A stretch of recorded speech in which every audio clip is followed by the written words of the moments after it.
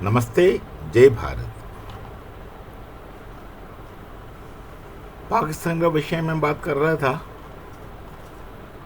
जो इंटेलेक्चुअल्स, मुस्लिम इंटेलेक्चुअल्स आज का पाकिस्तान का स्थिति के लिए रिस्पॉन्सिबल है, मैं उनका नाम बताते जा रहा था। कल तक 6 नाम बताया, आज 7वें नाम है। उनका नाम है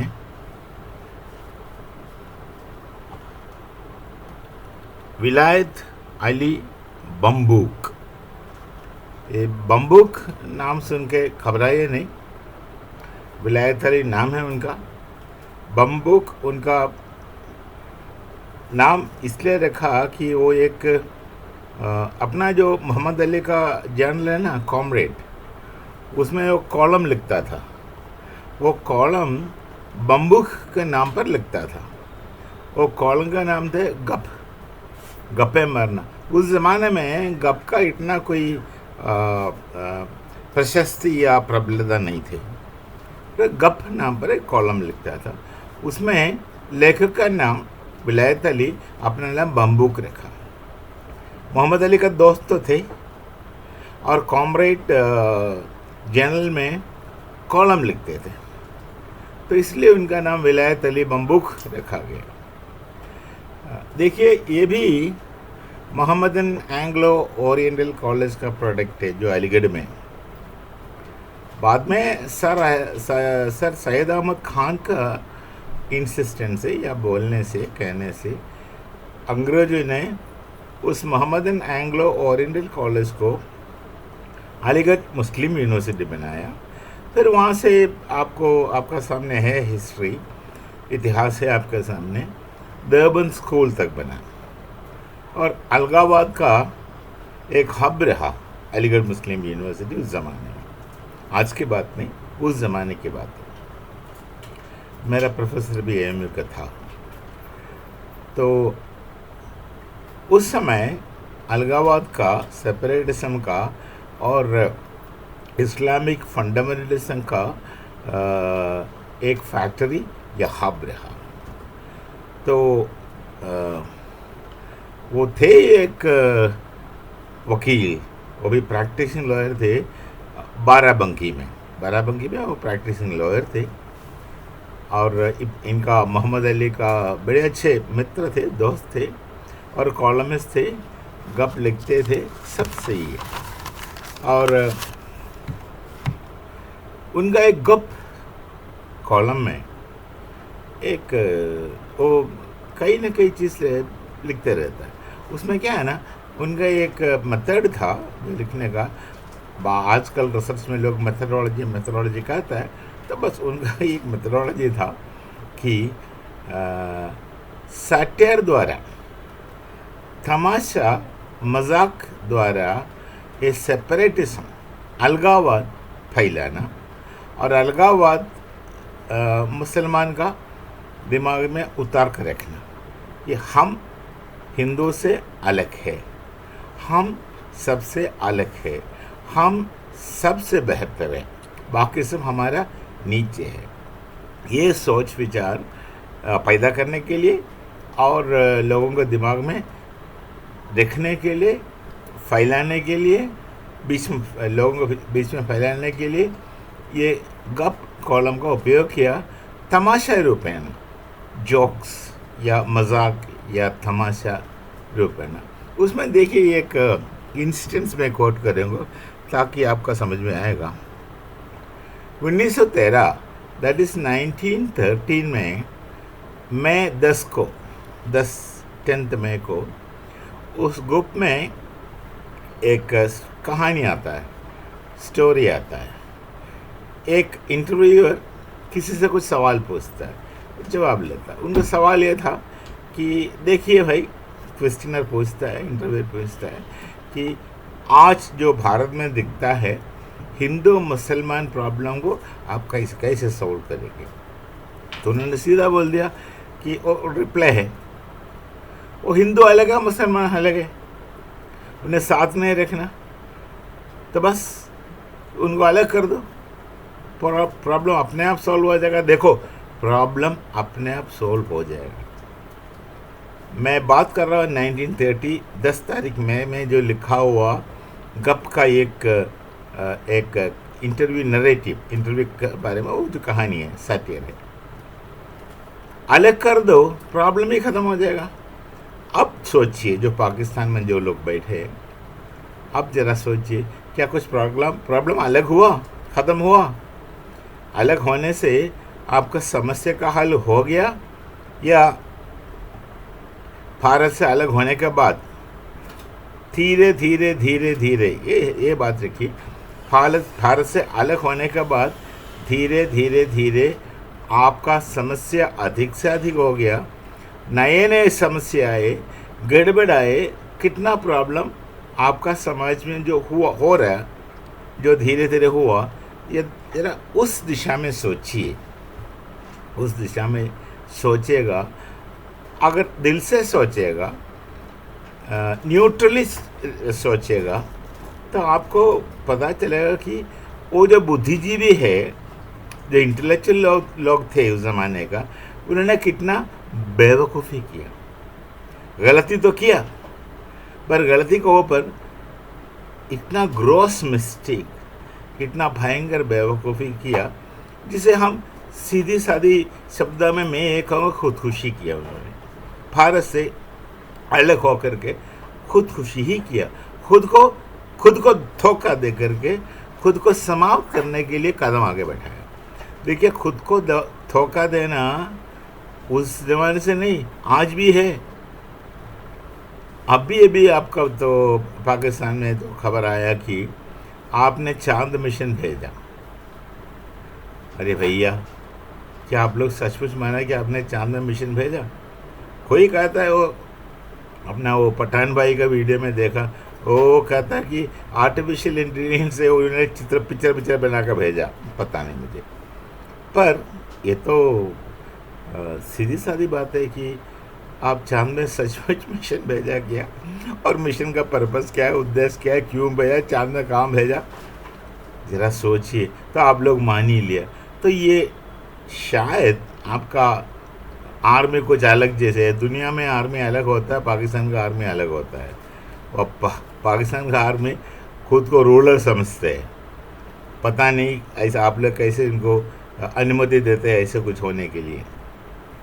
तो या तो आपका गवर्नेंस, या तो आपका आर्मी, या तो आपका मुल्ले लोग, या तो तीनों मिलके धोखा दे रहा है।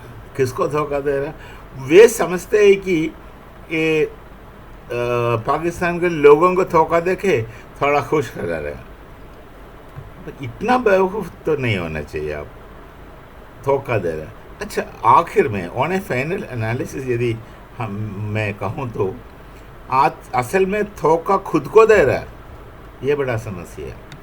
हम ये जो बात है ही नहीं, जो बात होगा भी नहीं तुरंत, और जिसके लिए बहुत कठिन काम करना पड़ेगा, वो बात हुआ बोल करके कौन किसको धोखा देता? खुद को धोखा देता है ना। 1000 बार झूठ बोलो तो आपको लगेंगे झूठ नहीं है, वो सच्ची है। इसी का प्रोपेगेंडा कहा जाता है। हिटलर ने तो कुछ ऐसे ही किया, झूठ बोलते गया और वो झूठ सच जैसे लगने लगा लोगों को, तो लोग विश्वास करेंगे हमेशा के लिए थोड़ी, कुछ समय के लिए विश्वास करेंगे। और कुछ समय के लिए आप इतना भयंकर धोखा अपने आप को क्यों दे रहे हो भाई?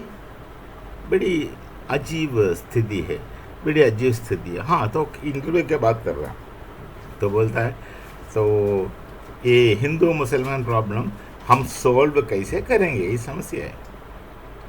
तो उन्होंने बोले वो दोनों अलग है, कभी साथ में रहना, अलग कराओ। अरे अलग कैसे करेगा?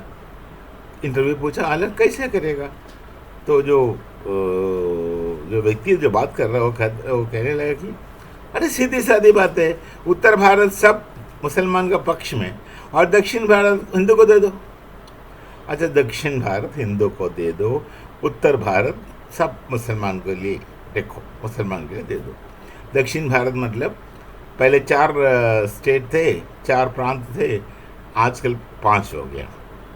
ये हुआ साउथ से गिनेगा तो सबसे दक्षिण में तो केरल दक्षिण पश्चिम में, और दक्षिण पूर्व में तमिलनाडु है, बहुत बड़ा प्रांत है। और फिर कर्नाटक आता है, फिर आंध्रा हुआ, और आंध्रा और तेलंगाना दो अलग प्रविश्य बन गया बाद में। तो 5 जगह है। तो ये जो व्यक्ति जो अलीगढ़ बेस में बैठ के वो ये सोच रहा है कि उत्तर भारत हम अपने पास में रखेंगे, दक्षिण में सबको भेजेंगे, क्योंकि दक्षिण का बोली इनको आते नहीं है, तो दक्षिण उनको छोड़ दो, हिंदू को। तब ये जो उत्तर देने वाला है, जो इंटरव्यू दे रहा है, वो कह रहे थे कि देखो, पर आप कह रहे हिंदुओं को दक्षिण में भेजो और मुसलमान को उत्तर में रखो, तो बाकी लोग हैं ना इधर, बाकी लोग यहाँ तो यहूदी है भारत में, और ईसाई है, क्रिश्चियंस है, और अपना जैन है, बौद्ध है, और सिख है। इन सब का क्या करेगा? तब उनका उत्तर दे दो, जवाब देखो, उत्तर देखो, जवाब देखो। वो सब हिंदू के साथ जाएगा, सीधी सीधी बात है, वो सब हिंदू के साथ जाएगा।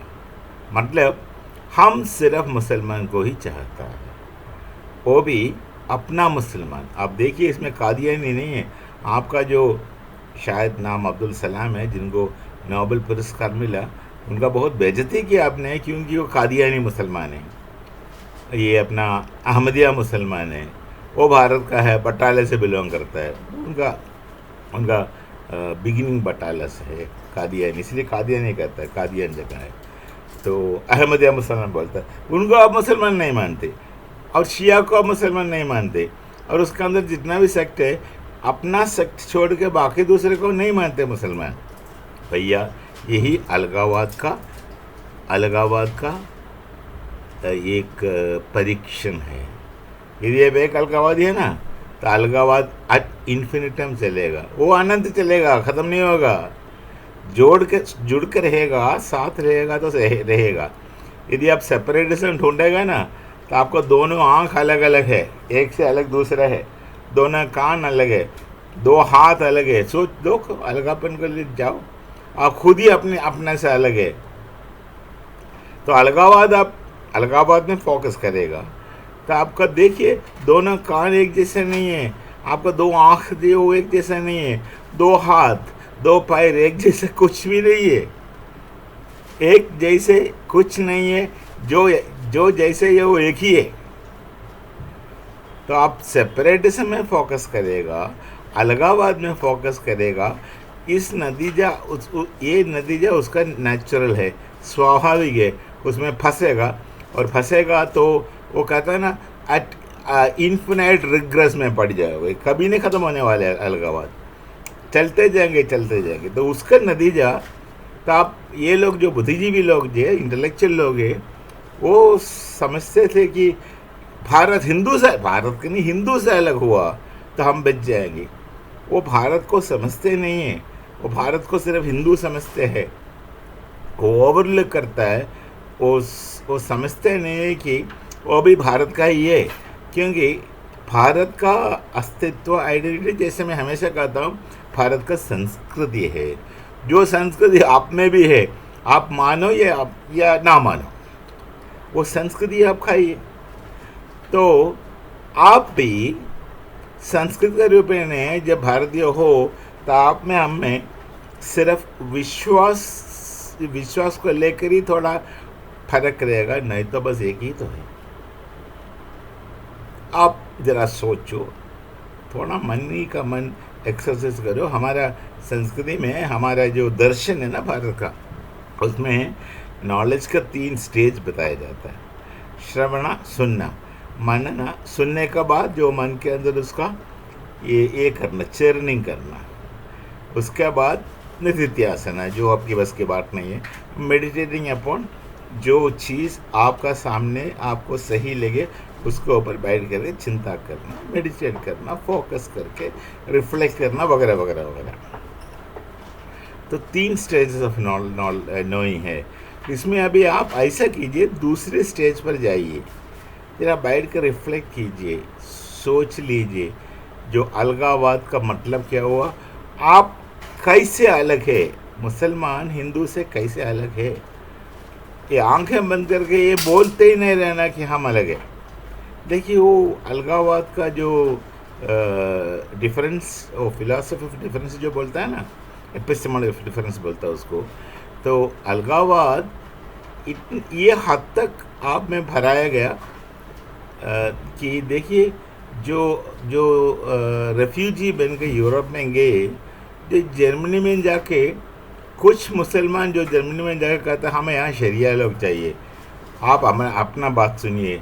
कोई कोई कोई कह रहे थे ब्रिटेन में, जिनको इस्लाम पसंद नहीं है ब्रिटेन छोड़ कर चले जाओ, मानिए ना मन में तेरा मेहमान।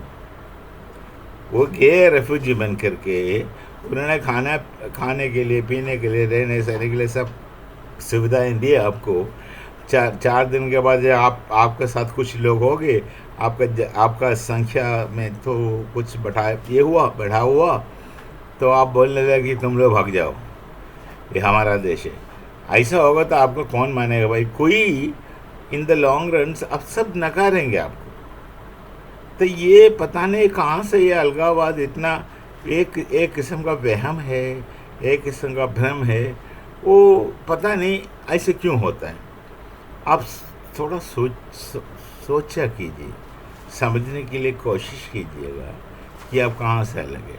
तो ये अपना विलायत अली बम्बूक, उन्होंने बम्बूक नाम पर जो गप कॉलम लिखा, तो वो भी ये तमाशा रूपे ना अलगाववाद, सेपरेटिज्म अपना ही लोगों के मन में भर रहा था।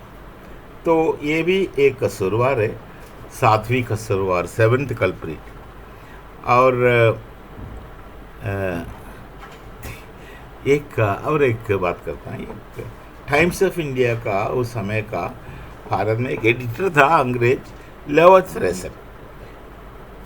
ये उस ज़माने में ये हिंदू मुसलमान समस्या देकर के ये इस्लामिक इंटेलेक्चुअल्स का माइंड में जो दारुल इस्लाम का आइडिया है, उसका एक मैप बनाया उन्हें, एक मैप बनाया। वो कहाँ से आता है पता है? कॉन्स्टेंटिनोपल, मतलब आज इस्तांबुल, कॉन्स्टेंटिनोपल से लेकर के सहारनपुर तक, अपना उत्तर प्रदेश का सहारनपुर तक जो जगह है, मतलब पूरा यूरोप से लेकर के भारत तक जितना भी जगह आता है वो सब, तो उन्होंने लॉर्ड फ्रेजर ने उसका नाम दिया इस्लामिक कॉरिडोर। और वही इस्लामिक कॉरिडोर है जिसे दारुल इस्लाम ये अपना जमालुद्दीन अफ़गानी बनाना चाहते थे ज़माने में।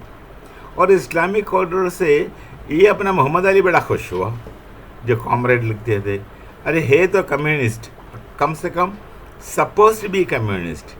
वो इस अलगाववाद से बड़ा प्रभावित से, मतलब वो इस्लामिक दारुल इस्लाम से, इस्लामिक एम्पायर से, जो जिसे पैन इस्लामिज्म भी बाद में कहा गया, वो बड़े खुश थे। उन्होंने काफ़ी बार इस कॉरिडोर का जिक्र किया, रिपीट किया, ये सब हुआ। तो देखिए सोचने का चीज़ है, आप जरा समझने के प्रयत्न कीजिए। आप ये बात बताओ, जब तक ये जो नफ़रत चीज़ है ना, आप मुसलमान पाकिस्तान में रह के हिंदू का नफ़रत करो, आप जितना भी नफ़रत करो या ना करो, हिंदू का नफ़रत करो, तो हिंदू का क्या फ़र्क पड़ता है भाई? हमें कोई फ़र्क नहीं पड़ता। वो नफ़रत का लॉकस ना, नफ़रत है कहाँ? आपका दिल में है। आप मुझे नफ़रत कर रहे हो, मुझे पता भी नहीं आपने मुझे नफ़रत कर रहा है, तो मुझे कोई फ़र्क नहीं पड़ता। और मुझे पता भी हो आप मुझे नफ़रत करता है, तो नफ़रत मेरा दिल में नहीं है, आपका दिल में है। तो नफ़रत अंदर रह करके आपको ख़त्म करता है। इतना पीढ़ियों से देखिए, यदि ऐसे ही चला आगे जाके समय होगा कि सब लोग आप लोगों को नकारेंगे दुनिया में। अब वो तो प्रोसेस शुरू हुआ अभी यूरोप में। ये यूरोप का लोग है ना, उनको पता नहीं की स्थिति क्या है। ये जो अलगाववाद भारत में हुआ पहले, ये अलगाववाद भारत से ही शुरू हुआ। वो उर्दू एजिटेशन जिसे हम कहते हैं ना बनारस का, वो उर्दू एजिटेशन से ही शुरू हुआ।